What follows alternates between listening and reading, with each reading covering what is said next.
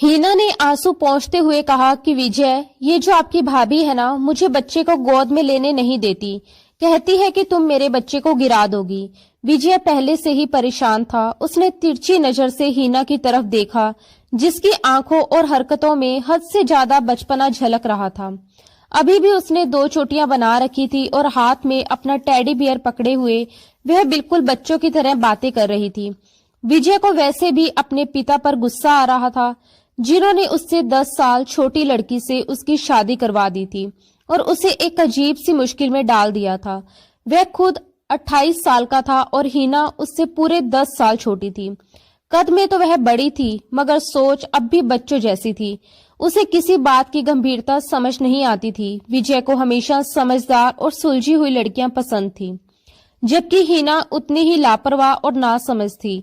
शादी को 1 साल हो चुका था, लेकिन सच ये था कि हीना को देखकर विजय के दिल में कोई एहसास ही नहीं जागता था, और अगर कभी वह उसके करीब जाने की कोशिश भी करता तो हीना डर जाती और रोने लगती।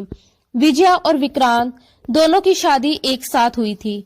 विक्रांत की पत्नी रंजना अब एक बेटे की मां भी बन चुकी थी, मगर विजय अब तक हीना के करीब जाने को तरस रहा था और आज वह यकीनन रंजना के बेटे को गोद में लेने की जिद कर रही होगी। इसी वजह से उसे मना कर दिया होगा, क्योंकि इस नासमझ लड़की का क्या भरोसा कि कहीं वह सच में बच्चे को गिरा ही ना दे। अब हीना विजय से शिकायत कर रही थी और साथ साथ आंसू भी बहा रही थी। विजय ने उस पर एक तीखी नजर डाली और बिना कुछ कहे फिर से अपने लैपटॉप में व्यस्त हो गया। हीना बोली कि विजय, मुझे अपना बच्चा चाहिए, तो मुझे बच्चा लाकर दो। उसकी ये फरमाइश सुनकर विजय हैरान रह गया और आंखें फाड़कर उसे देखने लगा। उसने कहा कि हीना, बच्चे दुकानों पर नहीं मिलते, समझी? बच्चा लाकर दूं तुम्हें? फिर रूखे अंदाज में बोला कि हटो पीछे, मुझे काम करने दो। लेकिन विजय के इस रूखे व्यवहार का भी हीना पर कोई असर नहीं पड़ा। वह बोली कि मुझे नहीं पता, मुझे अपना बच्चा चाहिए तो बस चाहिए। मेरे साथ अस्पताल चलो, रंजना भाभी भी वहीं से बच्चा लाई है, मुझे भी लाकर दो। विजय ने लैपटॉप बंद कर दिया और सोचने लगा कि अब वह इस बेवकूफ लड़की को कैसे समझाए कि अस्पताल में बच्चे बिकते नहीं हैं। उसने उसके चेहरे की तरफ ध्यान से देखते हुए पूछा कि बच्चा चाहिए तुम्हें? हीना ने बिना सोचे कहा कि हाँ चाहिए, बल्कि 2 चाहिए, और 2 उंगलियां दिखाते हुए बोली कि फिर मैं भी रंजना भाभी को अपना बच्चा नहीं दूंगी। उसकी इस नासमझी पर विजय हल्की सी मुस्कान दबा गया और बोला कि 2 बच्चे चाहिए मेरी बुलबुल को। हीना ने तुरंत कहा कि हाँ 2। विजय ने धीरे से उसके कान के पास आकर कहा कि बच्चा पाने के लिए बहुत कुछ सहना पड़ता है, इतनी आसानी से बच्चे नहीं मिलते, सह लोगी तुम? हीना ने मासूमियत से कहा कि हाँ, मैं सब कुछ कर लूंगी, बस मुझे बच्चा चाहिए तो चाहिए। विजय ने पूछा कि चिल्लाओगी तो नहीं? वह बोली कि मैं क्यों चिल्लाऊंगी। उसने फिर पूछा कि शोर शराबा तो नहीं मचाओगी?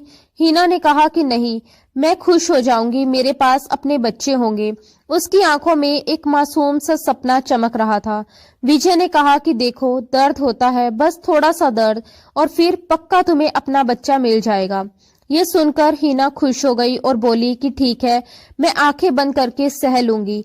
जब विजय ने हीना को बच्चे के लिए इतना बेचैन देखा तो उसने मन ही मन भगवान का शुक्रिया अदा किया और कहा कि अच्छा, आओ मेरे साथ, आज मैं तुम्हें बच्चा जरूर दूंगा। उसने अपना लैपटॉप एक तरफ रख दिया। उस रात का तो उसे कब से इंतजार था। वह हीना को अलमारी के पास ले गया, एक नया नाइट गाउन निकालकर उसके हाथ में दिया और बोला कि जाओ, इसे पहनकर आओ। फिर उसके हाथ से टेडी बियर लेकर एक तरफ रख दिया। हीना ने नाइट गाउन को हाथ में लेकर कुछ पल उसे देखा, जैसे समझने की कोशिश कर रही हो। फिर अपनी वही मासूम सी आंखें उठाकर बोली, क्या इसे पहनने से बच्चा मिल जाता है? उसके इस बेतुके और नासमझ सवाल से विजय पूरी तरह परेशान हो चुका था। 1 साल से वह उसकी इसी मासूमियत और बचपने को झेल रहा था। उसने खुद को संभालते हुए सख्त लहजे में कहा, बच्चा चाहिए हीना? हीना ने बिना किसी झिझक के सिर हिलाया और बोली हाँ। विजय ने आगे कहा, तो फिर वही करो जो मैं कह रहा हूँ। बिना कोई सवाल जवाब किए विजय के बदले हुए स्वर ने हीना को चुप करवा दिया और वह बिना कुछ बोले नाइट गाउन लेकर बाथरूम में चली गई। कुछ देर बाद जब वह कमरे में लौटी तो विजय उसे देखते ही ठहर सा गया। पहली बार उसे ऐसा लगा जैसे उसके सामने कोई और ही खड़ी हो। वह नाइट गाउन में बेहद अलग और खूबसूरत लग रही थी, इतनी कि विजय की दबी हुई भावनाएं अपने आप प्रबल होने लगी। मगर हीना खुद बेहद घबराई हुई थी। उसने अपने दोनों हाथों से नाइट गाउन का गला कसकर पकड़ रखा था, मानो खुद को ढाल दे रही हो। विजय धीरे धीरे उसके पास आया और उसके चेहरे की तरफ देखा, फिर बिना कुछ कहे उसकी दोनों चोटियां खोल दी। उसके लंबे घने बाल कंधों पर फैलते ही विजय का दिल और भी तेज धड़कने लगा। हिना अब भी अपने हाथ से गला पकड़े खड़ी थी।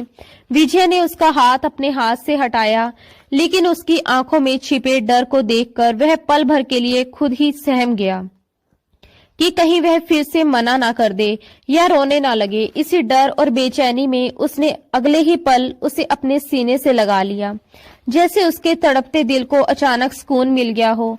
वह धीरे धीरे हीना में खोने लगा, अपनी भावनाओं पर काबू खोता चला गया। मगर हीना के लिए ये सब बेहद उलझन भरा था। अचानक उसके पेट में दर्द उठा और वह एकदम से पीछे हट गई। विजय को उसकी इस हरकत पर फिर से गुस्सा आ गया। हीना घबराई हुई आवाज में बोली, विजय, मेरे पेट में दर्द हो रहा है। रंजना भाभी को भी ऐसे ही हुआ होगा। मुझे भी अस्पताल ले चलो, बच्चा आने वाला है। ये सुनते ही विजय का सब्र टूट गया। उसने उसका हाथ पकड़कर उसे बिस्तर पर धकेल दिया और सख्त आवाज में कहा, सिर्फ किस करने से बच्चा नहीं आ जाता, समझी? बहुत कुछ सहना पड़ता है, तब जाकर एक मासूम सा छोटा बच्चा हाथ में आता है। बच्चा चाहिए ना तुम्हें? हीना का चेहरा पीला पड़ चुका था। विजय अपनी शर्ट उतार चुका था। 1 साल से वह इस लड़की के बचपने, उसकी नासमझी और दूरी को सहता आ रहा था, मगर आज वह अपनी भावनाओं के सैलाब में बह जाना चाहता था। इससे पहले कि हीना उठकर बैठ पाती, विजय उसके ऊपर लेट गया। उसने हीना की उंगलियों में अपनी उंगलियां थाम ली और उस पल हीना की घबराहट चरम पर पहुंच गई। उसकी सांसें तेज हो गई, दिल जोर जोर से धड़कने लगा और कमरे में एक अजीब सी बेचैनी फैल गई। हीना को बचपन से ही बच्चों से बहुत प्यार था। गली में छोटे छोटे बच्चों को खेलते देखती तो उन्हें पकड़ पकड़ कर अपने घर ले आती और उनके साथ खेलने लगती। उसकी माँ इस आदत से हमेशा परेशान रहती थी और अक्सर डांटते हुए कहती, हीना, मैं तुम्हारी इस आदत से बहुत परेशान हो गई हूँ। तुम मोहल्ले के बच्चों को बिना बताए अपने घर ले आती हो और फिर उनके माता पिता हमारे दरवाजे पर आकर पूछते हैं कि पता नहीं हमारे बच्चे कहाँ चले गए। कहते हैं आपकी बेटी हमारे बच्चों को अपने घर ले आई है, आखिर तुम्हें चाहिए क्या? तब हीना बड़ी मासूमियत से बिना किसी झिझक के जवाब देती, माँ, मुझे बच्चा चाहिए। उसकी माँ की आंखें ये सुनकर हैरानी से फैल जाती और वह गुस्से में कहती, क्या तुम पागल हो गई हो? तुम्हें जरा भी समझ है? हीना तुरंत अपनी दलील देती, और वो जो रत्ना मौसी है ना, वो भी आपकी ही उम्र की है और 4 साल पहले भगवान से बच्चा लेकर आई है। माँ, तुम भी अस्पताल चलो, मुझे भी एक छोटा सा बच्चा ला दो। ये सुनकर उसकी माँ ने गुस्से से उसकी तरफ देखा और बोली, हे भगवान, मैं तो तुमसे हार गई हूँ। क्या सच में तुम्हारा दिमाग खराब हो गया है? ऐसे अस्पताल जाकर बच्चे नहीं मिलते। हीना ने सिर खुजलाते हुए सोचा और फिर पूरे भरोसे से बोली, माँ, ऐसे ही तो मिलते हैं। मैंने रत्ना मौसी से पूछा था, उन्होंने कहा था अस्पताल जाओ, बच्चा मिल जाएगा। माँ, प्लीज अस्पताल चलो ना, मुझे बच्चा ला कर दो। कसम से मैं खुद ही संभाल लूंगी और फिर मोहल्ले के बच्चों को अपने घर नहीं लाऊंगी। उसकी माँ ने गहरी सांस लेते हुए गुस्से से कहा, ऐसा करती हूँ, तेरी शादी करवा देती हूँ, फिर भगवान से जितने बच्चे लेने होंगे ले लेना। अरे, मेरी क्या उम्र है अब बच्चा पैदा करने की? हीना पढ़ाई में बहुत कमजोर थी और अपनी क्लास में भी मुश्किल से पास हो पाती थी, इसलिए आगे उसने साइंस नहीं बल्कि आर्ट्स चुनी। बड़ी मुश्किल से उसने 16 साल की उम्र में मैट्रिक पास किया और उसके बाद पढ़ाई छोड़ दी। उसके कमरे में ढेर सारे खिलौने थे, टेडी बियर, गुड़ियां और रंग बिरंगे खेल, जो उसके पिता हर बार दुबई से लौटते समय उसके लिए लाते थे। उसके पिता दुबई में काम करते थे और जब भी वहां से वापस आते उसके लिए ढेर सारे खिलौने लाते, मगर हीना को खिलौनों से ज्यादा बच्चे अच्छे लगते थे। वह अपने खिलौने भी मोहल्ले के छोटे छोटे बच्चों को दे देती थी और उनके साथ घंटों खेलती रहती थी। मोहल्ले में कहीं भी किसी के घर बच्चा पैदा होता, वह भागी भागी वहां पहुंच जाती। उस छोटे से मासूम को गोद में लेकर देर तक उसे निहारती रहती। उसके नन्हे नन्हे हाथों और मासूम चेहरे को बहुत गौर से देखती रहती थी। इन्हीं दिनों विक्रांत के ससुराल वालों ने साफ कह दिया था कि वे शादी के लिए और इंतजार नहीं कर सकते। शादी सिर्फ विक्रांत की तय थी, लेकिन जब विजय के पिता को पता चला कि हिना के पिता दुबई से आए हुए हैं, तो वह उनसे मिलने अक्सर उनके घर जाने लगे। हर बार दुबई से लौटने पर उनकी मुलाकात होती थी और बातचीत लंबी होती चली जाती थी। इस बार उन्होंने हिना के पिता को कुछ ज्यादा ही परेशान देखा तो हाल चाल पूछ लिया। हिना के पिता ने भारी मन से कहा, अब बूढ़ा हो गया हूँ, अकेले सब संभालना मुश्किल हो जाता है। काम से थक कर लौटता हूँ तो खाना भी खुद बनाना पड़ता है। सोचता हूँ पत्नी को साथ ले जाऊं, लेकिन बेटे की समस्या है। जिस कंपनी में मैं काम करता हूँ वहां पत्नी को तो लाने की इजाजत है, लेकिन बच्चों को नहीं। मैं हिना को भी ले जाना चाहता हूँ, बस इसी चिंता में हूँ।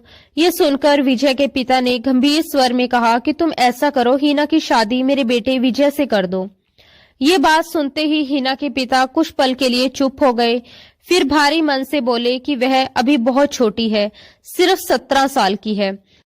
ऊपर से वह हमारी इकलौती बेटी है, उसमें अभी बहुत बचपना है और दुनिया की समझ भी उतनी नहीं है। मुझे नहीं लगता कि वह शादी जैसी बड़ी जिम्मेदारियां निभा पाएगी। विजय के पिता ने उन्हें दिलासा देते हुए कहा कि तुम बिल्कुल चिंता मत करो, मैं तुम्हारी बेटी को अपनी सिर आंखों पर बिठाकर रखूंगा। उसे कभी माँ बाप की कमी महसूस नहीं होने दूंगा। मैं ये रिश्ता इसलिए भी करना चाहता हूँ ताकि समाज के लोग मुंह बंद रखें और कोई भी तुम्हारी बेटी की तरफ उंगली उठाने की हिम्मत तक ना कर सके। रही बात विजय की, तो उसे मैं खुद समझा दूंगा, वह हिना को कभी परेशान नहीं करेगा। उस समय विजय की उम्र 27 साल की थी। उसके मन में भी शादी को लेकर एक खालीपन था और एक साथी की चाह भी। जब उसके पिता ने उसे हिना की तस्वीर दिखाई तो वह एक पल के लिए उसी तस्वीर में खो गया। तस्वीर किसी शादी समारोह की थी जिसमें हिना ने सलीके से एक सुंदर सूट पहना हुआ था। उसके बाल खुले हुए थे, चेहरे पर हल्का सा मेकअप था और आंखों में एक अजीब सी मासूम चमक। वह कहीं से भी 17 साल की नहीं लग रही थी, बल्कि अपनी उम्र से 2-3 साल बड़ी और समझदार दिखाई दे रही थी। वही तस्वीर सीधे विजय के दिल में उतर गई। उसने बिना ज्यादा सोचे कहा कि उसे कोई आपत्ति नहीं है। विजय को यह भी पता था कि हिना के माता पिता जल्द ही दुबई जाने वाले हैं, इसलिए शादी में देर नहीं की जा सकती। उसी दिन विक्रांत के साथ उसकी भी शादी की तारीख तय हो चुकी थी। विजय की मन ही मन ये बड़ी ख्वाहिश थी कि शादी से पहले एक बार हिना से मुलाकात हो जाए, उसे सामने से देख ले और 2-4 बातें कर ले, लेकिन ये मुमकिन नहीं था। उसने एक बार हिम्मत करके अपनी माँ से कहा भी कि वह लड़की से मिलना चाहता है, पर माँ ने साफ मना कर दिया। उन्होंने कहा कि पहली मुलाकात शादी पर ही ठीक रहेगी, बीच में बस 1 महीना तो है। अगर लोग ये सुनेंगे कि हमारे बेटे को चैन नहीं पड़ रहा और वह मंगेतर से मिलने को बेचैन है, तो कितना बुरा लगेगा। माँ की इन बातों ने विजय को भीतर तक शर्मिंदा कर दिया और वह चुप रह गया। उसे जरा सा भी अंदाजा नहीं था कि उसकी होने वाली पत्नी इतनी नासमझ और लापरवाह होगी। शादी के दिन विदाई के समय हिना बहुत रोई, आंसू जैसे थम ही नहीं रहे थे। उसकी आंखों में डर था, अनजान भविष्य का डर। और फिर आई शादी की पहली रात। जब विजय कमरे में दाखिल हुआ, उसके दिल में भावनाओं का सैलाब उमड़ रहा था। उसे उम्मीद थी कि हिना बिस्तर पर बैठी उसका इंतजार कर रही होगी, लेकिन कमरे का नजारा देखकर वह हैरान रह गया। हिना बेचैनी से कमरे में इधर उधर टहल रही थी। कभी वह बिस्तर के नीचे झुककर कुछ ढूंढती, तो कभी अलमारी खोलकर उसे ध्यान से देखने लगती। विजय ने दरवाजा बंद किया और हैरानी के साथ उससे पूछा कि वह क्या ढूंढ रही है। हिना ने मासूमियत भरे स्वर में जवाब दिया कि वह अपना टेडी बियर ढूंढ रही है। माँ ने कहा था कि ससुराल में उसके कमरे में उसका टेडी बियर होगा, लेकिन यहाँ तो कहीं नजर नहीं आ रहा। ये सुनकर विजय उसे बस हैरानी से देखता रह गया। वह लड़की इतनी बेचैन थी कि अगर उसे उसका टेडी बियर नहीं मिला तो पता नहीं क्या हो जाएगा। विजय ने थोड़ा हैरान होकर कहा, आज की रात तुम्हें टेडी का क्या करना है? ये सुनकर वह हल्की सी झुंझलाहट के साथ अपना सिर खुजलाने लगी और बोली, मुझे नींद नहीं आ रही। मैं टैडी के बिना कभी नहीं सोती और ये कपड़े भी मुझे उतारने हैं, ये बहुत चुभ रहे हैं। उसकी बात सुनकर विजय और असमंजस में पड़ गया। उसने धीरे से कहा कि देखो, अभी तो मैंने तुम्हें जी भरकर देखा भी नहीं है, ना ही तुमसे ढंग से बातें की हैं। इस पर वह मासूमियत से बोली, कौन सी बातें करनी है? जब मुझे नींद आती है तो मुझे कुछ भी अच्छा नहीं लगता। अभी मुझे बहुत जोर की नींद आ रही है, मुझे बस सोना है। तुम मेरा टैडी लाकर दे दो ना। उसकी आंखों से साफ झलक रहा था कि वह सच में नींद से बेहाल है। उसकी पलकों में भारीपन था और आवाज में बच्चों जैसी जिद। विजय को उसकी हरकतें बेहद अजीब लगी। शादी के बाद आमतौर पर लड़कियां थोड़ी शर्माती हैं, झिझकती हैं, घबराती हैं, लेकिन उसमें ऐसा कुछ भी नहीं था। ना उसके चेहरे पर शादी की पहली रात वाली झिझक थी, ना ही कोई संकोच या घबराहट। वह जैसे पूरी तरह अपने ही ख्यालों और आदतों में उलझी हुई थी। विजय के मन में अजीब सी बेचैनी भर गई। वह बिना कुछ कहे तुरंत कमरे से बाहर निकला। उसके माता पिता अभी भी हॉल में बैठे बातें कर रहे थे। विजय ने अपनी माँ के पास जाकर थोड़े परेशान स्वर में कहा, माँ, ये कैसी लड़की है? माँ ने चौंक कर पूछा, क्यों, क्या हो गया? विजय ने कहा, अजीब अजीब बातें कर रही है, कहती है मुझे सोना है, टैडी चाहिए, टैडी के बिना नहीं सोऊंगी। मुझे तो ये सब बहुत अजीब लग रहा है। विजय की बात सुनकर उसकी माँ हल्का सा हंस पड़ी और बोली, अरे इसमें अजीब क्या है? वह अपने माँ बाप की बहुत लाडली रही है, ऊपर से इकलौती बेटी है, कोई छोटा भाई बहन भी नहीं है, इसलिए उसे खिलौनों से खेलने की आदत है। धीरे धीरे समय के साथ सब ठीक हो जाएगा। तुम थोड़ा सब्र रखो और उसे समझने की कोशिश करो। आखिर वह उम्र में भी तो बहुत छोटी है, तुमसे पूरे 10 साल छोटी। ये सुनकर विजय के होश उड़ गए। वह घबराकर लगभग चीख ही पड़ा। क्या मतलब? वह बेचारा अनजाने में ही कितनी बड़ी उलझन में फंस गया था, इसका उसे अब एहसास हो रहा था। उसने भारी आवाज में कहा, आपका मतलब है कि वह 16 या 17 साल की लड़की है? उसकी माँ ने सामान्य सा लहजा रखते हुए कहा, हाँ बेटा, बस 6 महीने पहले ही उसने मैट्रिक पास किया है। विजय ने हैरानी से कहा, लेकिन दिखने में तो बिल्कुल ऐसी नहीं लगती। माँ ने गहरी सांस लेकर जवाब दिया, उम्र तो इतनी ही है, बस बचपना बहुत ज्यादा है इसमें। ज्यादातर बच्चों के साथ ही खेलती कूदती रही है, उन्हीं के साथ उठना बैठना रहा है। दुनिया की समझ अभी पूरी तरह आई ही नहीं है, इसलिए इसे थोड़ा समय देना पड़ेगा। ये सुनते ही विजय वही सोफे पर बैठ गया और सिर पकड़ लिया। उसने आज की रात को लेकर ना जाने क्या क्या सपने बुने थे, कैसी उम्मीदें पाल ली थी, लेकिन हकीकत इससे बिल्कुल उलट निकली। उसके सामने जो लड़की थी वह बिल्कुल नासमझ, मासूम और हर बात से बेखबर लग रही थी। विजय की माँ उसके पास आकर बैठ गई और स्नेह से बोली, बेटा इतना परेशान क्यों हो रहे हो? विजय ने भीतर दबा गुस्सा और उलझन निकालते हुए कहा, माँ, आपको मुझे पहले ही बता देना चाहिए था। मैं ऐसी लड़की के साथ जिंदगी कैसे गुजार पाऊंगा? आप जानती हैं कि मुझे समझदार और मैच्योर लड़कियां पसंद है, और ये तो बिल्कुल लापरवाही सी लग रही है। कुछ देर बाद वह भारी कदमों से वापस कमरे में लौटा। कमरे में पहुंचते ही उसने देखा कि हीना अपना दुपट्टा उतारने की कोशिश कर रही थी, लेकिन वह दुपट्टा उसकी चोली से जुड़ा हुआ था। उसके बालों में कई पिन लगी हुई थी, जिन्हें वह घबराहट और झुंझलाहट में निकालने की कोशिश कर रही थी, मगर उसे समझ ही नहीं आ रहा था कि शुरुआत कहां से करे।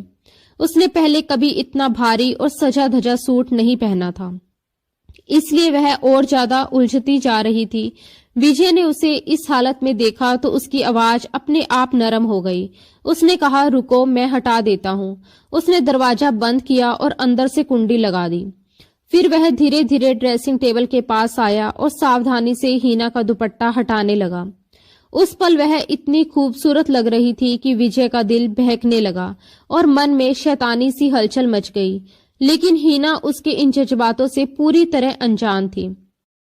विजय ने दुपट्टा एक तरफ रख दिया और फिर उसके गहने उतारने लगा।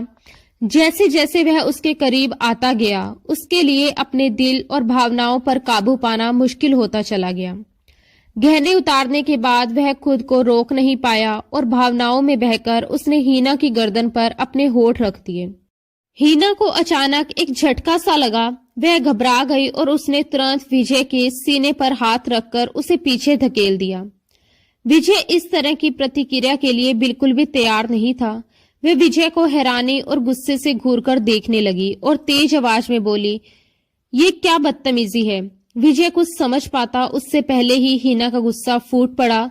उसकी आंखों में ना डर था ना झिझक, बस नाराजगी थी। वह चिल्लाकर बोली, बेशरम, तुम्हारी हिम्मत कैसे हुई मेरे साथ ऐसी गंदी हरकत करने की।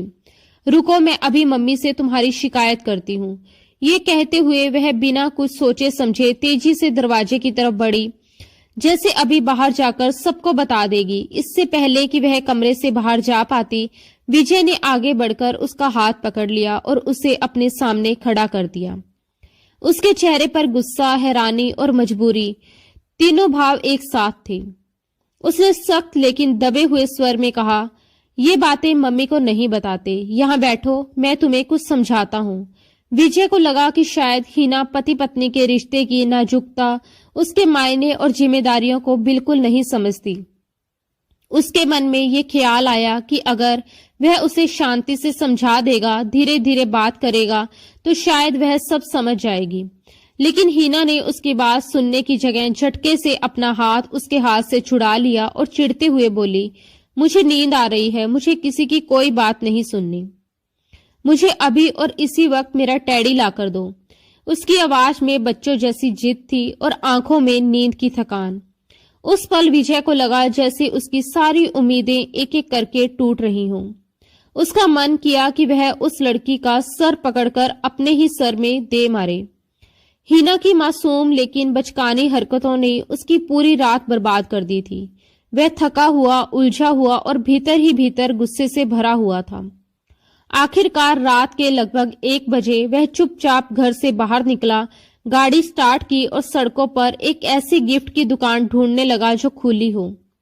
शहर लगभग सो चुका था, सड़कें सुनसान थी और उसका मन और भी भारी होता जा रहा था।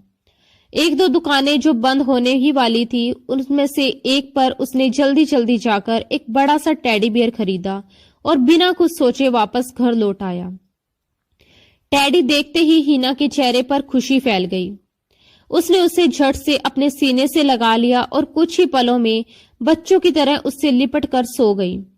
विजय उसे देर तक यूं ही देखता रह गया। उसके चेहरे पर थकान, आंखों में खालीपन और दिल में अजीब सी कसक थी। अगले दिन रिसेप्शन का दिन था, लेकिन हालात जरा भी बेहतर नहीं थे। हीना उस भारी ड्रेस में बेहद अनकंफर्टेबल महसूस कर रही थी और विजय का मूड पहले से ही खराब था।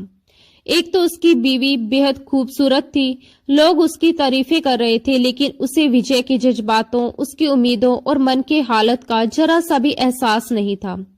कमरे में आते ही उसने झुंझलाकर कहा, जल्दी से मेरा दुपट्टा और गहने उतारो, मुझे बहुत घुटन हो रही है।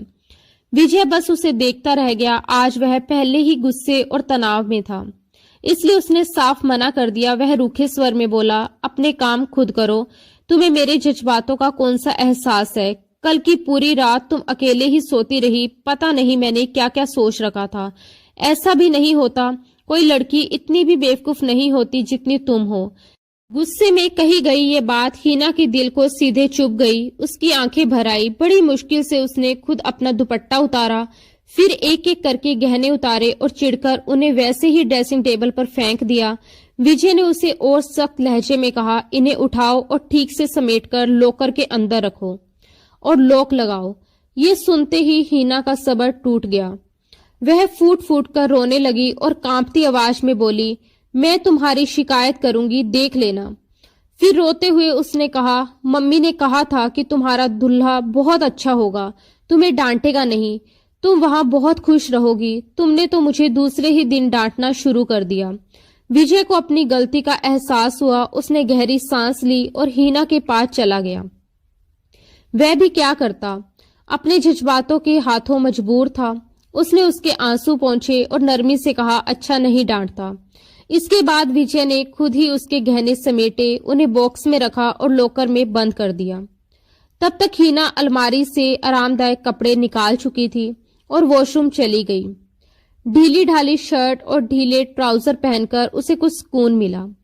हाथ मुंह धोने के बाद वह वॉशरूम से बाहर आई, 2 चोटियां बनाई, अपना टैडी पकड़ा और बिस्तर पर लेट गई। विजय उसे देखकर बस देखता ही रह गया। उसकी तो नींद ही जैसे उड़ चुकी थी। उसे समझ नहीं आ रहा था कि हीना इतनी आसानी से कैसे सो सकती है। वह उसके पास आया और बोला, थोड़ी देर बातें कर लें। लेकिन हीना जम्हाई लेते हुए बोली, नहीं, मुझे नींद आ रही है, कल बातें कर लेंगे ना। मम्मी मुझे रोज 10 बजे सुला देती थी, अब तो 1 बज रहा है। वह सच में नींद से बेहाल हो रही थी। उसकी नींद से भरी आंखें विजय का चैन चुरा रही थी। जब उससे और रहा नहीं गया तो उसने तकिया ठीक किया और वह भी बिस्तर पर लेट गया। हीना को इसकी जरा भी परवाह नहीं थी। रात में जब वह गहरी नींद में सो गई तो विजय ने धीरे से उसका टैडी एक तरफ कर दिया। उसकी खूबसूरती देखकर उसके दिल में बहुत कुछ उमड़ने लगा। वह कब तक अपने जज्बातों पर काबू रख पाता।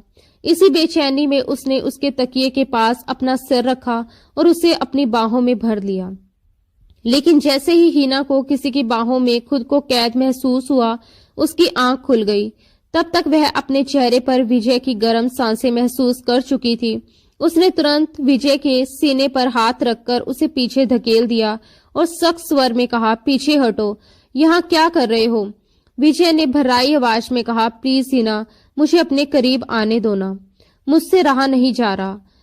मुझे इतना तो हक है कि मैं तुमसे सुकून हासिल कर सकूं। मेरी मजबूरी समझो प्लीज। वह लगातार रिक्वेस्ट कर रहा था।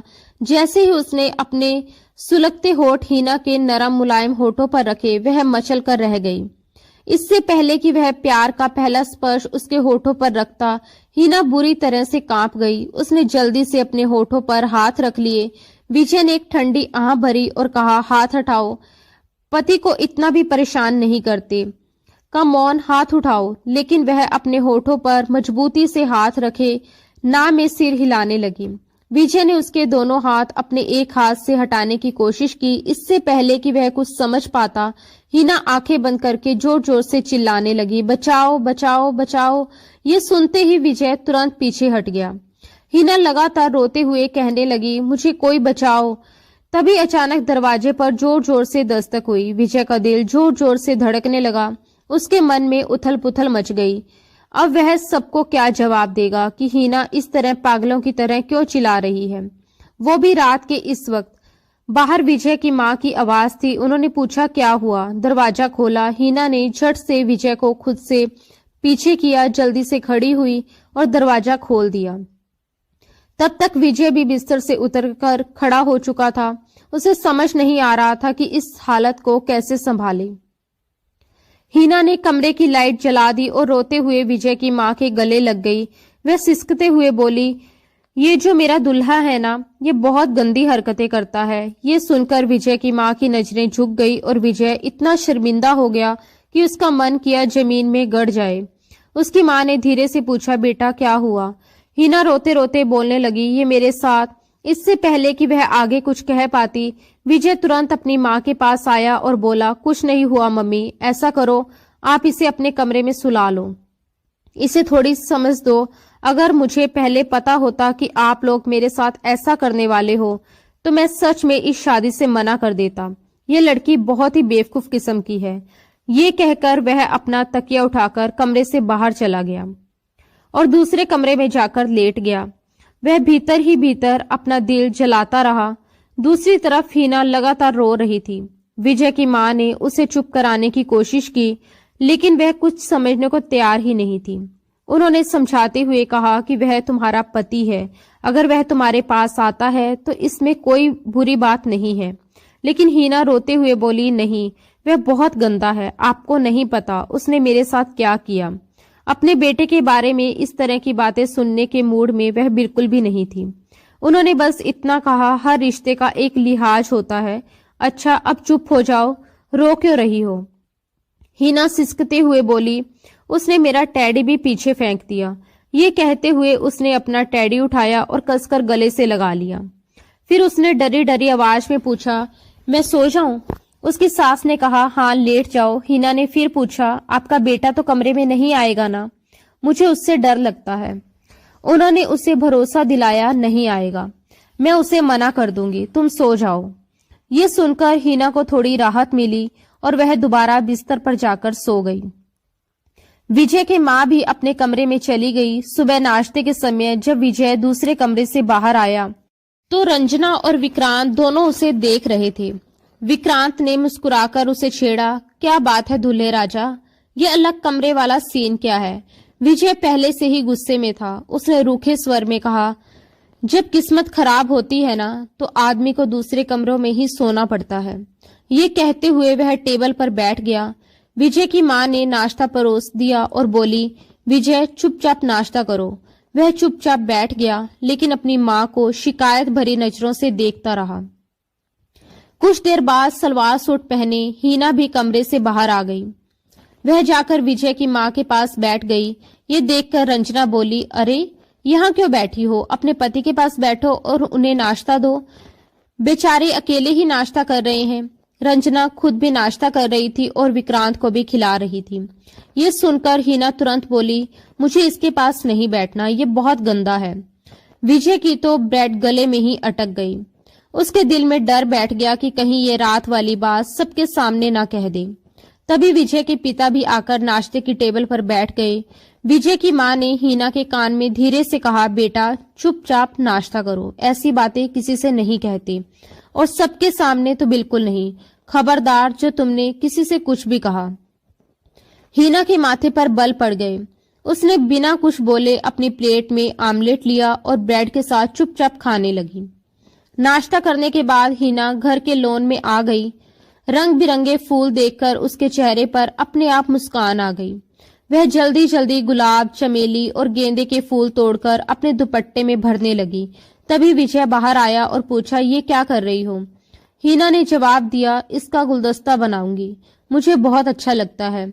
उसके साफ सुथरे चेहरे पर झलकती मासूमियत देखकर विजय का गुस्सा फिर से कुछ कम हो गया। उसने कहा कि लाओ एक गुलाब तुम्हारे बालों में लगा दूं। लेकिन हिना तुरंत पीछे हट गई और बोली, जी नहीं, तुम बहुत गंदे हो, मैं तुम्हें अपने पास भी नहीं आने दूंगी। विजय का चेहरा सख्त हो गया। वह बोला, अच्छा कब तक मुझे अपने पास नहीं आने दोगी? एक ना एक दिन तो मैं तुम्हारे पास जरूर आऊंगा, और जिस दिन आऊंगा ना उस दिन तुम्हारी जान निकाल दूंगा। मेरे सब्र को मत आजमाओ।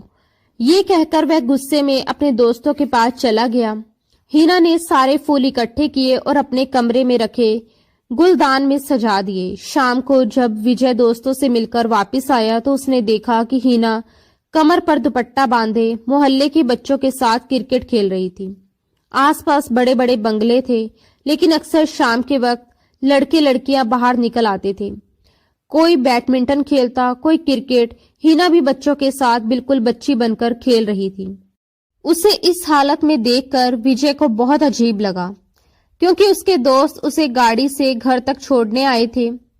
वह इन्हीं बातों में उलझा हुआ था कि अचानक गेंद उसके दोस्त की गाड़ी के बोनट पर जा लगी। उसका दोस्त झुंझलाकर बोला, ये कौन बदतमीज है? लेकिन जैसे ही विजय की नजर सामने पड़ी उसके होश उड़ गए। उसके दोस्त तो उसकी बीवी से मिलने आ रहे थे और भाभी जी गली में बच्चों के साथ क्रिकेट खेल रही थी। विजय का एक दोस्त हंसते हुए बोला, बड़ी अजीब लड़की है, इतनी बड़ी होकर बच्चों के साथ खेल रही है। विजय शर्म के मारे नजरें तक नहीं उठा पा रहा था। वह गाड़ी से नीचे उतरा और बोला, अच्छा ठीक है, तुम लोग जाओ। दोस्त बोले, ऐसे कैसे जाएं? तुम तो कह रहे थे कि अपनी बीवी के हाथ की चाय पिलाओगे। हम भाभी के हाथ की चाय पिए बिना थोड़े ही जाएंगे। विजय ने झट से बहाना बनाया और कहा, अभी जाओ यहाँ से, फिर कभी पिला दूंगा। शायद वह मायके गई है।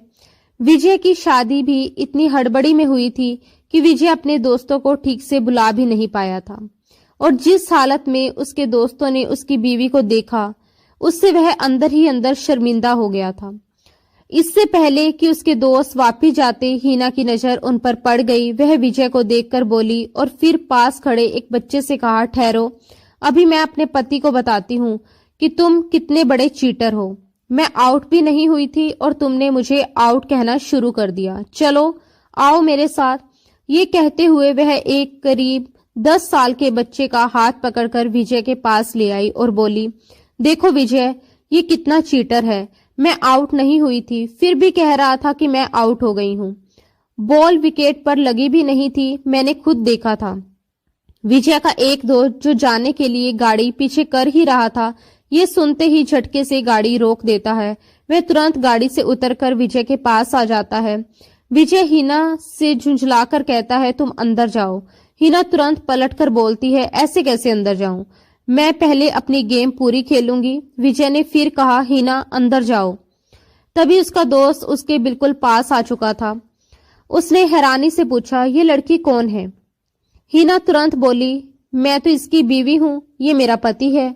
आपकी तारीफ। ये सुनकर दोस्त ने उसे सिर से पैर तक देखा और कहा, विजय ये तुम्हारी बीवी है? तुम तो कह रहे थे कि बहुत डिसेंट है। पहली ही मुलाकात में हिना विजय की सारी पोल खोल चुकी थी। विजय तो जैसे शर्म के मारे नजरें ही नहीं उठा पा रहा था। उसने दोस्तों के सामने हिना की इतनी तारीफें की थी सिर्फ इसीलिए कि उसकी थोड़ी बहुत इज्जत बची रहे, क्योंकि दोस्तों में वही सबसे ज्यादा नखरे दिखाता था। कहता था कि उसे कोई भी आम लड़की पसंद नहीं आती, वह तो सिर्फ एक समझदार और सुलझी हुई लड़की से ही शादी करेगा। लेकिन हिना तो बिल्कुल उसकी सोच के उलट निकली। दोस्त ने कंधे उचकाए और बिना कुछ कहे वापिस चला गया। गुस्से में विजय ने हिना का हाथ पकड़ा, उसके हाथ में बैट छीनकर जमीन पर फेंक दिया और उसे घसीटते हुए अपने बंगले के अंदर ले आया। घर वाले बिल्कुल बेखबर थे कि वह बाहर बच्चों के साथ क्रिकेट खेल रही थी। जैसे ही वे अंदर आए, लाउंज में रंजना सलीके से साफ सुथरे कपड़े पहने, मेकअप किए, अपनी सास के साथ बैठकर चाय पी रही थी। विक्रांत शायद किसी से मिलने गया हुआ था। रंजना को इस तरह सलीके से बैठा देख विजय और भी ज्यादा झुंझला गया। उसने अपनी माँ के पास जाकर हिना का हाथ छोड़ा और गुस्से में पूछा, ये बाहर क्या कर रही थी? किससे पूछकर गई थी मम्मी? क्या आपने इसे बाहर जाने की इजाजत दी थी? वह गुस्से में सवाल कर रहा था। विजय की माँ उसका हुलिया देखकर हैरान रह गई। उसके कपड़ों पर जगह जगह मिट्टी लगी हुई थी, चेहरा पसीने से भीगा हुआ था और हाथों पर भी मिट्टी लगी थी। उन्होंने हैरानी से पूछा, बेटा कहाँ से आ रही हो? जवाब में विजय ने कहा, मोहल्ले के बच्चों के साथ क्रिकेट खेल रही थी। फिर वह गुस्से में आगे बोला, आपको पता है मैं अपने दोस्तों के साथ आया था, मुझे कितनी शर्मिंदगी उठानी पड़ी है। मम्मी आप सोच भी नहीं सकती, अगर इसकी यही हरकतें रही तो मैं इसके साथ जिंदगी नहीं गुजार पाऊंगा। इतना कहकर वह कमरे में चला गया। हिना तुरंत बोली, मुझे भी इसके साथ नहीं रहना। आप मुझे मेरे मम्मी पापा के घर छोड़ दो। जब देखो डांटते ही रहते हैं, ये मत करो, वो मत करो, यहाँ मत बैठो, वहां मत बैठो। मुझे इसके साथ नहीं रहना। विजय की माँ ने उसे अपने पास बुलाया और कहा, इधर आओ, मेरे पास बैठो। फिर समझाते हुए बोली, देखो बेटा तुम्हारी शादी हो चुकी है। हिना ने मासूमियत से कहा, तो क्या हो गया, शादी ही तो हुई है। सास ने कहा, शादी के बाद लड़कियां ऐसे मोहल्ले के बच्चों के साथ क्रिकेट नहीं खेलती। तुम अब बड़ी हो गई हो। हिना बोली, हाँ लेकिन मैं तो अपने घर में भी बच्चों के साथ क्रिकेट खेलती थी। क्रिकेट खेलना कोई गुनाह थोड़ी है। विजय की माँ के समझाने के बाद भी हिना पर कोई खास असर नहीं हुआ। एक दिन वह बाहर गली में खड़ी थी, तभी सामने वाले बंगले से कुछ बच्चे बाहर आए। एक बच्चे ने एक छोटे से लगभग 8 या 9 महीने के बच्चे को गोद में उठा रखा था। उस बच्चे को देखते ही हिना तुरंत उनके पास चली गई और बोली, लाओ इसे मुझे दे दो। बच्चे ने उसे गोद में थमा दिया। ये वही लड़का था जिसके साथ हिना क्रिकेट खेलती थी। वह बोला, दीदी आप इसे पकड़ कर रखना, मैं 2 मिनट में आता हूँ। ये कहकर वह अंदर चला गया। हिना काफी देर तक उसका इंतजार करती रही, लेकिन वह बाहर नहीं आया। तब वह उस छोटे बच्चे को अपने घर ले आई और लॉन में बैठकर उसके साथ खेलने लगी। देखते देखते 2 घंटे बीत गए। हिना उस बच्चे में इतनी खो गई कि उसे एहसास ही नहीं हुआ कि बच्चे की माँ उसे ढूंढ ढूंढ कर परेशान हो रही है। उसके बड़े भाई को भी ये नहीं पता था कि हिना का घर कौन सा है। वह बस यही कह रहा था कि यहाँ एक दीदी खड़ी थी, मैंने उन्हीं को बच्चा पकड़ा दिया था। आखिरकार चौकीदार ने पहचान लिया और कहा, आपका बच्चा तो हमारे घर पर है। तभी विजय की माँ भी लोन में आ चुकी थी और नौकरानी से वही चाय लाने को कह रही थी। हिना की गोद में उस छोटे से बच्चे को देखकर उन्होंने हैरानी से पूछा, बेटा ये कौन है? उसी समय उस बच्चे की माँ वहां पहुंच गई। घबराई हुई आवाज में वह कहने लगी, तुमने मेरा बच्चा पकड़ रखा है और मैं पागलों की तरह उसे ढूंढ रही हूँ। तुम्हें जरा भी एहसास है एक माँ पर क्या बीतती है जब उसका छोटा सा बच्चा उसकी नजरों से ओझल हो जाता है। उसकी आंखों में डर और बेचैनी साफ झलक रही थी। हिना चुपचाप खड़ी रही, जैसे उसके पास कहने के लिए कोई शब्द ही ना हो। खैर, विजय की माँ को इस पूरी स्थिति पर बेहद शर्मिंदगी महसूस हुई। रंजना ने भी हिना को अजीब सी नजरों से देखा, मानो उसके व्यवहार को समझ ही ना पा रही हो। वह औरत अपने बच्चे को कसकर सीने से लगाकर वहां से चली गई। उसके जाते ही विजय की माँ ने भारी मन से कहा, बेटा, ये तुमने क्या किया? लोग क्या सोचेंगे कि तुम दूसरों के बच्चे चुराती हो? हिना ने बस इतना ही कहा, मुझे छोटे बच्चे बहुत अच्छे लगते हैं। मेरा मन करता है कि मैं उन्हें अपने पास रखूं। उनके साथ समय कैसे निकल जाता है पता ही नहीं चलता। समय यूं ही बीतता चला गया। विजय ने हिना के साथ अपनी दूरियां खत्म करने की बहुत कोशिश की, लेकिन जब भी वह उसके करीब जाने की कोशिश करता, हिना या तो रोने लगती या जोर जोर से चीखने लगती। परेशान होकर विजय को पीछे हटना पड़ता। लेकिन जब रंजना प्रेग्नेंट हुई तो विजय के मन में एक अजीब सी कसक उठी। उसे लगा कि अगर हिना ने उसका साथ दिया होता तो शायद वह भी पिता बनने की खुशी महसूस कर पाता। विक्रांत ने पूरे मोहल्ले में मिठाइयां बांटी थी। वह बेहद खुश था और रंजना का बहुत ध्यान रख रहा था। रंजना भी अपने आने वाले बच्चे को लेकर इतरा रही थी। इन सब के बीच विजय ने खुद को काम में डुबो लिया था। अब वह हिना से ज्यादा बातें नहीं करता था। घर आता, खाना खाता और लैपटॉप लेकर बैठ जाता, मानो दुनिया से कट जाना चाहता हो। जब रंजना को बेटा हुआ तो हिना की खुशी देखने लायक थी। उसे लगा जैसे भगवान ने उसे कोई खिलौना दे दिया हो। अब वह उसी के साथ खेलेगी, उसी से बातें करेगी। लेकिन जैसे ही रंजना घर आई और हिना ने उसके बेटे को गोद में लिया, रंजना झुंझला गई। उसने कड़े शब्दों में कहा, रखो, ये मेरा बच्चा है, इधर दो मुझे। तुम गिरा दोगी। तुम्हें अकल तो है नहीं, हर चीज को अपना टैडी और खिलौना समझ लेती हो। खबरदार जो मेरे बेटे को हाथ भी लगाया। रंजना ने उसे बहुत बुरे तरीके से डांटा था। इसी वजह से हिना रोती हुई विजय के पास चली आई। उस समय विजय लैपटॉप में व्यस्त था। कांपती आवाज में हिना ने कहा, मुझे बच्चा चाहिए, मुझे भी बच्चा चाहिए। ये सुनते ही विजय का 1 साल का सब्र टूट गया। आज तो खुद हिना ने बच्चे की इच्छा जताई थी। पिछले 1 साल में वह समझ चुका था कि हिना को बच्चों की कितनी गहरी चाहत है। जहां भी वह किसी बच्चे को देखती है, पागलों की तरह उसे गोद में लेने के लिए लपक पड़ती।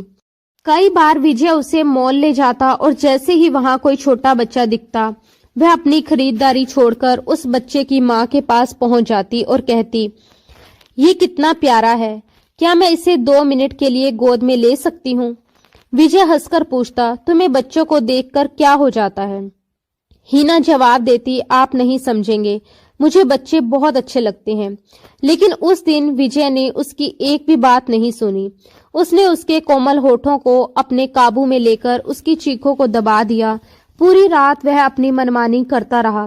जब हिना रोती तो उसके आंसू बहते तो वह कहता, बच्चा चाहिए ना, मैं तुम्हें बच्चा ही तो दे रहा हूँ। फिर तुम छोटे छोटे बच्चों से बातें करता। तुम्हारा बच्चा बहुत प्यारा होगा, बिल्कुल मेरी तरह। आंखें तुम्हारी होंगी, छोटे छोटे हाथ, नन्ही सी आंखें और मासूम सा वजूद। उसकी बातें सुनकर हिना की आंखों के सामने एक बच्चे की तस्वीर उभरने लगती। लेकिन जब विजय की शिद्दत उसे सहनी पड़ती तो वह भीतर ही भीतर तड़प कर रह जाती। कभी वह उसे पीछे धकेलने की कोशिश करती तो वह उसका हाथ पकड़कर रोक लेता। कभी उसके आंसू अपने होठों से पोंछ देता तो कभी उसके विरोध को अपने होठों से ही चुप करवा देता। आज वह 1 साल बाद बड़े सुकून भरी नींद से सो रहा था, लेकिन हिना पूरी तरह से टूट चुकी थी और बेहद परेशान थी। पहली बार वह ऐसे रिश्ते से परिचित हुई थी और पहली बार उसने इस तरह की तकलीफ को सहा था। अगर उसके मन में बच्चे की चाहत ना होती तो शायद वह आज उसे अपने करीब आने ही ना देती। लेकिन उसे ये बिल्कुल अंदाजा नहीं था कि बच्चा पाने के लिए इतनी गहरी और असहनीय पीड़ा से गुजरना पड़ता है। उसे तो अभी ये तकलीफ ही बहुत ज्यादा लग रही थी। आने वाले समय में जो और दर्द उसका इंतजार कर रहे थे उनसे वह पूरी तरह अनजान थी। थकान और बेचैनी से उसका शरीर टूट चुका था, इसलिए नींद से बेहाल होकर वह करवट बदलकर सो गई। सुबह सबसे पहले विजय की आंख खुली और अपने बगल में हीना को देखकर उसके चेहरे पर हल्की मुस्कान आ गई। लेकिन जैसे ही उसकी नजर हीना के मुरझाए चेहरे पर पड़ी, उसे पूरी रात की घटना याद आ गई। उसके भीतर हीना के लिए फिर से प्यार उमड़ आया। उसका बिखरा हुआ अस्तित्व भी उसे अच्छा लगने लगा। जब विजय ने उसके माथे पर किस किया तो हीना हड़बड़ाकर उठ बैठी और उसे अपने पास देखकर तुरंत पीछे हट गई। उसके चेहरे पर डर साफ झलक रहा था। विजय ने पूछा, क्या हुआ? तो वह रूठे लहजे में बोली, हाथ मत लगाना। विजय ने समझाते हुए कहा कि जो कुछ उनके बीच हुआ है वह पति पत्नी के बीच होता है। उसने उसके साथ कुछ अलग नहीं किया और उसे सख्त हिदायत दी कि मम्मी, रंजना भाभी या किसी और से इस बारे में कुछ ना कहना, क्योंकि ऐसी बातें किसी से नहीं की जाती। हीना हैरानी से उसे देखती रही और बोली, क्या सब लोग ऐसे ही करते हैं? क्या सब लोग अपनी पत्नी पर ऐसे ही जुल्म करते हैं? क्या विक्रांत भैया ने भी रंजना भाभी के साथ ऐसा ही किया था? उन्हें भी इतना ही दर्द हुआ होगा। आप भी और आपके भाई भी कितने बुरे हैं। उसकी बचकानी बातों पर विजय बस मुस्कुरा सका और बोला, सब ऐसे ही करते हैं और इसके बाद ही बच्चा आता है। ये सुनकर हीना के दिल में डर बैठ गया। विजय उठकर बैठ गया और अपने ऑफिस के कपड़े खुद निकालने लगा, जबकि हीना की कमर में सचमुच बहुत दर्द था। नहाकर तैयार होने के बाद विजय कमरे से बाहर चला गया। हीना के लिए सब कुछ बिल्कुल नया और अलग था। फिर भी वह उठी, नहाई और कपड़े बदले कमरे से बाहर आई और उसकी सास नौकरानी से नाश्ते की बात कर रही थी और उन्होंने हीना से कहा कि बेटा नाश्ता कर लो। हीना ने चुपचाप नाश्ता किया। सामने रंजना अपने बेटे को गोद में लिए उससे बातें कर रही थी। हीना धीरे धीरे उसके पास जाकर बैठ गई, जिससे रंजना के माथे पर हल्की शिकन पड़ गई। हीना ने कहा कि वह बच्चे को नहीं गिराएगी और बस बैठे बैठे 2 मिनट के लिए उसे पकड़ना चाहती है। उसे पता है कि रंजना ने बहुत तकलीफें सहकर बच्चे को पाया है और इसीलिए वह डरती है कि कहीं बच्चा गिर न जाए। रंजना बोली कि हीना लापरवाह है और उसे नहीं पता कि औलाद कितनी कीमती होती है और औरत कितनी तकलीफें झेलकर इसे पाती है। हीना ने कहा कि वह ये सब जान गई है और बहुत आराम से बच्चे को पकड़ेगी, सोफे से उठेगी भी नहीं। तब रंजना ने बहुत सावधानी से अपना बेटा उसकी गोद में दिया। बच्चे के छोटे छोटे हाथ, उसकी आंखें और उसकी मासूम हरकतें देखकर हीना अपनी सारी तकलीफें जैसे भूल ही गई। वह उसका हाथ चूमने लगी और बोली कि वह कितना नरम है, बिल्कुल टिश्यू पेपर की तरह। रंजना ने कहा कि बच्चे ऐसे ही नाजुक होते हैं। हीना ने कहा कि रात को बच्चे के रोने की आवाज आ रही थी तो रंजना बोली कि वह पूरी रात सोने नहीं देता और जागता रहता है। हीना ने मासूमियत से कहा कि फिर तो आपको बहुत अच्छा लगता होगा, आप पूरी रात इसे लेकर बैठी रहती होंगी। तो रंजना बोली कि उसकी आंखें नींद से बंद हो जाती हैं और वह रात को विक्रांत को बच्चा पकड़ा देती है कि अपना बच्चा संभालो, मुझे सोने दो। अब रंजना का लहजा काफी हद तक नरम हो चुका था और कुछ देर बाद ही हीना ने बच्चे को बहुत संभल कर वापस उसकी गोद में दे दिया। रात को जब विजय घर आया तो उसने देखते ही कहा, तुम इस सादे से हुलिये में क्या कर रही हो? जाओ तैयार होकर आओ। ये सुनते ही हीना का दिल ऐसे बैठ गया जैसे किसी ने उसे मुट्ठी में मसल दिया हो। डरती हुई आवाज में वह बोली, नहीं प्लीज, आज नहीं। उसे इतना घबराया हुआ देखकर विजय ने तुरंत लहजा बदला और कहा, अरे मैं आज तुम्हें बाहर लेकर जाना चाहता हूँ, होटल में खाना खाएंगे, चलो तैयार हो जाओ। वह असल में हीना का डर दूर करना चाहता था। हीना धीरे धीरे तैयार हो गई। विजय उसे एक अच्छे और महंगे रेस्टोरेंट में ले गया। मेन्यू कार्ड भी उसी के हाथ में थमाया और बोला, तुम ऑर्डर करो। उसने सारा खाना हीना की पसंद का ही मंगवाया। उसके बाद वह उसे एक सुनार की दुकान पर ले गया। प्यार भरे लहजे में बोला, जो पसंद आए ले लो, मैं तुम्हें दिला दूंगा। हीना ने बस इतना कहा, मुझे तो बस बच्चा चाहिए। विजय ने अपनी पसंद से एक ब्रेसलेट खरीदा, उसे हीना की कलाई में पहनाया और बोला, वह भी बहुत जल्द आ जाएगा। उस रात विजय ने हीना से कुछ नहीं कहा और ना ही उसके करीब गया, मगर अब वह धीरे धीरे उसे अपने पास रखने लगा था। जब भी कमरे में आता उसे अपने साथ सुला लेता अगर लैपटॉप पर काम करता तो उसे सोफे पर अपने पास बिठा लेता, हाथ फैलाकर उसे अपने करीब कर लेता और उसका सर अपने कंधे पर टिका लेता। हिना धीरे धीरे उसके स्पर्श में परिचित हो रही थी, लेकिन फिर भी जब वह बहुत पास आता तो वह घबरा जाती। 1 महीने बाद हिना की तबीयत बिगड़ने लगी। उसे लगातार उल्टियां हो रही थी।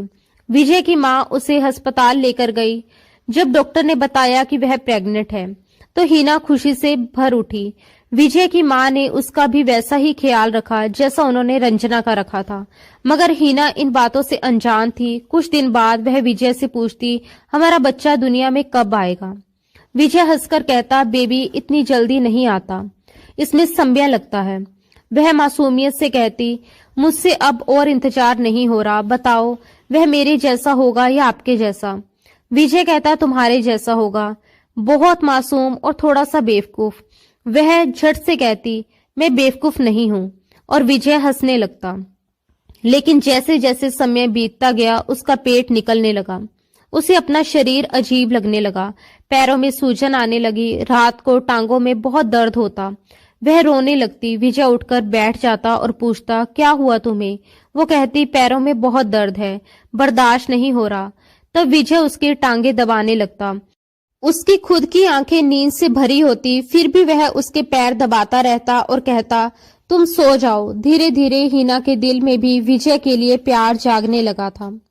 वह उसका बहुत ख्याल रखता था और अपनी नींद की भी परवाह नहीं करता था। सिर्फ हिना ही नहीं, विजय की जिंदगी भी बदल गई थी। अब उनके कमरे में छोटे छोटे बच्चों की तस्वीरें लगने लगी थी। जब 7वां महीना शुरू हुआ तो विजय ने बच्चे की सारी खरीदारी करवाई। हिना जिन कपड़ों पर हाथ रखती वह बिना सोचे खरीद लेता। जिन खिलौनों को वह देखती वह खिलौने भी ले लेता। लेकिन 9 महीने पूरे होते होते हिना की हालत बदल चुकी थी। उसे अपना आप बहुत अजीब लगने लगा था। करवट लेना तक मुश्किल हो गया था। अब उसे समझ आने लगा था कि बच्चा क्या होता है। बच्चा सिर्फ अस्पताल जाकर नहीं मिल जाया करता। औलाद की नियामत क्या होती है शायद औरत को तभी पता चलता है जब वह इन सब पड़ावों से गुजरती है। बच्चा पैदा होने से पहले ही माँ को अपने बच्चे से प्यार हो जाता है, क्योंकि वह उसकी हर हरकत को अपने शरीर में महसूस करती है। और इन्हीं सभी पड़ावों से हिना गुजर रही थी। औलाद पैदा होने से पहले ही औरत की कुर्बानियां शुरू हो जाती हैं। उसे वही खाना पड़ता है जिसकी बच्चे को इच्छा होती है, चाहे वह कितनी ही थकी हुई क्यों ना हो। नींद से भरी आंखों के बावजूद बच्चे की हर हरकत पर उसे उठना पड़ता है। 9 महीने पूरे होने के बाद जब प्रसव का दर्द उठा तो हिना को लगा जैसे अब वह मर ही जाएगी। दर्द की तीव्रता इतनी ज्यादा थी कि उसे अपनी सांसें तक थमती हुई महसूस होने लगी। उधर विजय की भी हालत खराब हो चुकी थी। हिना की दर्द भरी चीखें सुनकर वह पूरी तरह घबरा गया था। वह जल्दी से अपनी माँ को कमरे में लेकर आया। विजय की माँ और रंजना दोनों ने हिना को सहारा दिया। किसी तरह उसे गाड़ी तक लेकर गए। विजय की माँ पिछली सीट पर हिना के पास बैठ गई। गाड़ी चलाते समय विजय बार बार उसका हाथ थाम लेता और कहता, कुछ नहीं होगा, सब ठीक हो जाएगा। लेकिन हिना दर्द से कराहते हुए बार बार यही कह रही थी कि नहीं, मैं मर जाऊंगी। आपको नहीं पता मुझे कितना दर्द हो रहा है। मुझे लग रहा है कि आज मैं मर जाऊंगी। विजय की माँ उसे ढांढस बंधाते हुए कहती, बेटा तुम्हें कुछ नहीं होगा। दर्द के हर झटके के साथ हिना विजय का हाथ और जोर से पकड़ लेती थी। अपने असहनीय दर्द को सहने के लिए उसने विजय के हाथ का सहारा बना लिया था। विजय चुपचाप एक हाथ से गाड़ी चला रहा था और दूसरा हाथ हिना के हाथ में कसकर थामे हुए था। अस्पताल पहुंचते ही उसने तुरंत हिना को व्हीलचेयर पर बिठाया और लेबर रूम की तरफ भेज दिया। बाहर खड़ा विजय बेचैनी से टहलने लगा। उसके मन में अजीब अजीब ख्याल आने लगे।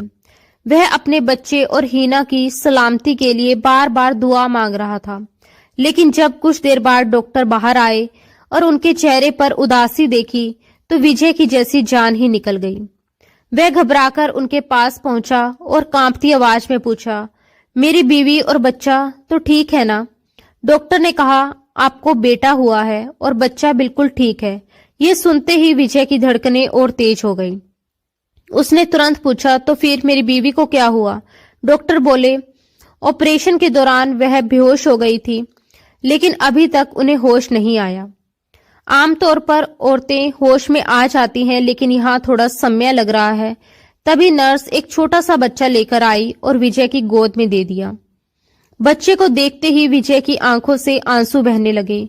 उसे याद आने लगा कि हीना को बच्चों का कितना शौक था, कितनी बेसब्री से वह अपने बच्चे का इंतजार कर रही थी।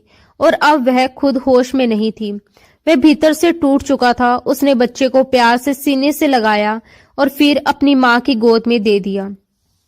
गिड़गिड़ाते हुए बोला, प्लीज अब कुछ भी करके हीना को होश में लेकर आइए। डॉक्टर ने कहा, हम अपनी पूरी कोशिश कर रहे हैं, लेकिन हमें डर है कि कहीं वह कोमा में ना चली जाए। पूरी रात यूं ही निकल गई और सुबह हो गई। बच्चे को विजय की मां ने ही दूध पिलाया। विक्रांत भी अस्पताल आ चुका था। विजय के पिताजी भी पहुंच गए थे। सबकी निगाहें एक ही तरफ थी, सबकी चिंता एक ही थी, क्योंकि हीना को अब तक होश नहीं आया था। उसे एक अलग कमरे में शिफ्ट कर दिया गया। डॉक्टरों ने साफ शब्दों में कहा, हमें लगता है कि ये कोमा में जा चुकी है। हमें नहीं पता कि इसे होश कब आएगा। ये सुनते ही जैसे विजय का हौसला पूरी तरह से टूट गया। वह वहीं फूट फूट कर रोने लगा। उसने हीना का हाथ अपने दोनों हाथों में थाम लिया और कांपती आवाज में बोला, हीना प्लीज आंखें खोलो। देखो भगवान ने तुम्हें कितना प्यारा सा बच्चा दिया है, बिल्कुल तुम्हारे जैसा। उठो ना यार, ऐसा नहीं करते, प्लीज हीना आंखें खोलो। देखो तुम्हारा बेटा तुम्हें देखने के लिए कितना बेचैन हो रहा है। विजय की आंखों से आंसू थमने का नाम नहीं ले रहे थे। वहां मौजूद हर इंसान की आंखें नम थी। बच्चा सच में जोर जोर से रो रहा था। विजय की मां की गोद में होने के बावजूद वह चुप नहीं हो रहा था, लेकिन हीना ऐसी गहरी नींद में थी कि बस उसकी सांसें चल रही थी। आंखें खुलने का कोई नामो निशान नहीं था। धीरे धीरे समय बीतने लगा। विजय के माता पिता विक्रांत और रंजना सब घर लौट गए। बच्चे को भी उसकी दादी अपने साथ ले गई, लेकिन विजय वहीं अस्पताल में बैठा रहा। एक हफ्ते के भीतर ही विजय की भी हालत बहुत खराब हो गई। दाढ़ी बढ़ गई थी, आंखें रो रो कर सूज चुकी थी। वह बार बार उसके पास बैठता, उसका हाथ पकड़ता और उसे जगाने की कोशिश करता। उसे खुद भी समझ नहीं आ रहा था कि जो लड़की कल तक उसे अजीब और बोझ लगती थी, आज वही उसकी जिंदगी की सबसे कीमती चीज बन चुकी थी। उसके बिना एक पल भी अच्छा नहीं लग रहा था, कुछ भी अच्छा नहीं लग रहा था। यहाँ तक कि उसका अपना बच्चा भी अब उसे खुश नहीं कर पा रहा था। जब एक महीना इसी तरह बीत गया तो डॉक्टर भी निराश हो चुके थे। उन्होंने कहा, हमें नहीं लगता कि इसे अब होश आएगा। अगर आप इजाजत दें तो हम इसे जहर का इंजेक्शन दे सकते हैं। आप अपनी बीवी को इस हालत में क्यों तकलीफ में रखना चाहते हैं? ये सुनते ही विजय भड़क उठा। उसने कहा कि नहीं, ये खुद से सांस ले रही है, इसका मतलब ये जिंदा है। मैं अपनी बीवी के लिए इतना बड़ा फैसला नहीं ले सकता। मैं आपका बिल भर रहा हूँ, अपना सब कुछ उस पर लगा दूंगा। मुझे यकीन है इसे होश आएगा। उधर बच्चा अपनी दादी का आदी हो चुका था। वह दादी की गोद में ही माँ की ममता तलाश करता था। 1 महीना, 2 महीने, फिर 3 महीने बीत गए, लेकिन हीना को होश नहीं आया। कभी कभी विजय अपने बेटे वीर को अपने साथ ले आता। वह बच्चे को हीना की तरफ इशारा करके कहता, ये तुम्हारी मम्मा है। उसके दिल में बस एक ही उम्मीद थी कि जिस दिन बच्चा हीना को मम्मा कहेगा, उस दिन वह जरूर जाग जाएगी। हीना को भले ही विजय से प्यार हो या ना हो, लेकिन बच्चे से उसका लगाव बहुत गहरा था। प्रेगनेंसी के दौरान भी वह विजय से बार बार कहती रहती, विजय मेरा बच्चा मुझे मम्मा तो कहेगा ना। जब वह दुनिया में आएगा तो सबसे पहले मेरा नाम लेगा ना। पता नहीं वह दिखने में कैसा होगा, उसकी आंखें कैसी होंगी, उसकी नाक कैसी होगी। और आज 4 महीने बीत जाने के बाद भी उसकी आंखों को अपने बच्चे को देखने की इजाजत नहीं मिली थी। विजय बच्चे को हीना के पास लिटा देता। बच्चा अपनी माँ की कमीज खींचता और फिर जोर से रोने लगता। पहली बार ऐसा हुआ कि बच्चे के रोने की आवाज सुनकर हीना के दिल की धड़कन तेज हो गई। मशीन पर उसकी हार्ट बीट अचानक तेज चलने लगी और ये देखकर विजय के भीतर एक नई उम्मीद जाग उठी। उसने बच्चे को और रुलाया। बच्चा बार बार हीना की कमीज खींच रहा था, रो रहा था। ऐसा लग रहा था जैसे हीना की आंखों की पुतलियां हल्की सी हिली हों। ये देखकर विजय घबरा गया और तुरंत नर्स व डॉक्टर को बुला लिया। हीना के शरीर में आई उस मामूली सी हलचल को देखकर डॉक्टरों के चेहरे पर भी उम्मीद की किरण दिखी। उन्होंने कहा कि संभव है बच्चा ही अपनी माँ को होश में ले आए, इसलिए रोज बच्चे को लेकर आइए, उसे माँ के पास लिटाइए। जब वह अपने बच्चे के स्पर्श को महसूस करेगी तो उसके रोने की आवाज सुनेगी तो यकीनन जाग जाएगी। और फिर सचमुच ऐसा ही हुआ। विजय रोज वीर को लेकर आता, कई बार जानबूझकर उसे भूखा लेकर आता। भूख के मारे जब वह रोने लगता तो विजय उसे हीना के पास लिटा देता। जब बच्चा रोता तो हीना के बेजान शरीर में जैसे जान लौटने लगती। एक दिन तो वह इतना जोर जोर से रोया कि हीना अचानक उठकर बैठ गई। ये देखकर विजय जैसे सन्न रह गया और डॉक्टर भी हैरान रह गए। उसने तुरंत अपने रोते बच्चे को गोद में लेकर सीने से लगा लिया। डॉक्टरों का कहना था कि ये ऊपर वाले की कृपा है, क्योंकि कोमा के मरीज कई सालों तक वैसे ही पड़े रहते हैं और लोग उम्मीद छोड़ देते हैं। लेकिन शायद ये हीना का अपने बच्चे के लिए गहरा प्यार था जिसने उसे होश में ला दिया। वह बच्चे को सीने से लगाए रो रही थी। उसे लग रहा था जैसे अभी अभी ऑपरेशन हुआ हो और कुछ घंटों में ही उसे होश आ गया हो। मगर जब उसे बताया गया कि वह पिछले 4 महीनों से बेहोश थी तो उसे यकीन ही नहीं हुआ। वह अपने बच्चे को बार बार चूमती रही और विजय उसे बस देखता रहा। कुछ ही दिनों में वह ठीक होकर घर आ गई और उसके बाद विजय उसका और भी ज्यादा ख्याल रखने लगा। वह उसे अपने पास लगाकर सुलाता। उसके भीतर एक अजीब सा डर बैठ गया था कि कहीं हीना उसे छोड़कर ना चली जाए। जब बेटा 3 साल का हुआ तो हीना ने ही मुस्कुराकर कहा, आपको नहीं लगता कि वीर का कोई भाई या बहन होना चाहिए? विजय ने साफ मना कर दिया और बोला, नहीं, मैं ऐसा नहीं चाहता। वह हैरान हुई और कारण पूछा तो विजय ने कहा, मेरा बहुत बुरा तजुर्बा रहा है। कसम से मुझे लगता था कि मेरी भी जान निकल जाएगी। इतना कहकर वह हीना को अपने सीने से लगाकर रो पड़ा और बोला, मैं तुम्हें खोना नहीं चाहता, बस एक बच्चा ही काफी है। हीना ने समझाने की कोशिश की कि जरूरी नहीं जो पहले हुआ वही दोबारा हो। और समय के साथ जिंदगी आगे बढ़ती गई। शादी के 7 साल पूरे हुए और उनके 2 बच्चे हो गए। लेकिन आज भी जब जब विजय को वह समय याद आता है, वह हीना को अपनी बाहों में भर लेता है। वह हंसकर कहती, मुझे सोने दो, क्यों परेशान कर रहे हो? वह जवाब देता, सो जाओ, बस मेरे करीब रहा करो। जब तुम दूर होती हो तो मेरी जान निकलने लगती है। हीना उसे चिढ़ाते हुए कहती, आप कभी कभी बिल्कुल बच्चों जैसी हरकतें करते हैं। हटिए पीछे। अगर वीर की आंख खुल गई तो क्या सोचेगा? वीर जो अब 5 साल का हो चुका था, जब भी अपने पिता के हाथ में अपनी माँ का हाथ देखता तो झट से माँ का हाथ विजय से छुड़ाकर अपने हाथ में पकड़ लेता और गुस्से से कहता, ये मेरी मम्मा है, पापा आप इन्हें हाथ मत लगाइए। मगर जब से अंश पैदा हुआ था, वीर की जगह बदल गई थी। अब वीर विजय के साथ सोता था, लेकिन जब दोनों बच्चे सो जाते तो विजय बच्चों को एक तरफ सुलाकर हीना को अपने सीने से लगाकर आंखें बंद कर लेता। कभी कभी हीना परेशान हो जाती, मगर विजय की मनमानी के आगे वह खुद को बेबस पाती और उसके प्यार के आगे हार जाती थी। शायद हर औरत अपने पति के प्यार के सामने कहीं ना कहीं बेबस हो ही जाती है और अपना आराम तक भूल जाती है। दोस्तों, उम्मीद है कि आपको हमारी ये कहानी पसंद आई होगी। अगर कहानी पसंद आई हो तो वीडियो को लाइक जरूर करें और अगर आप हमारे चैनल पर नए हैं तो सब्सक्राइब करना ना भूलें। हाँ, और अगली अपडेट सबसे पहले पाने के लिए नोटिफिकेशन बेल को भी दबा दें। धन्यवाद दोस्तों। राधे राधे।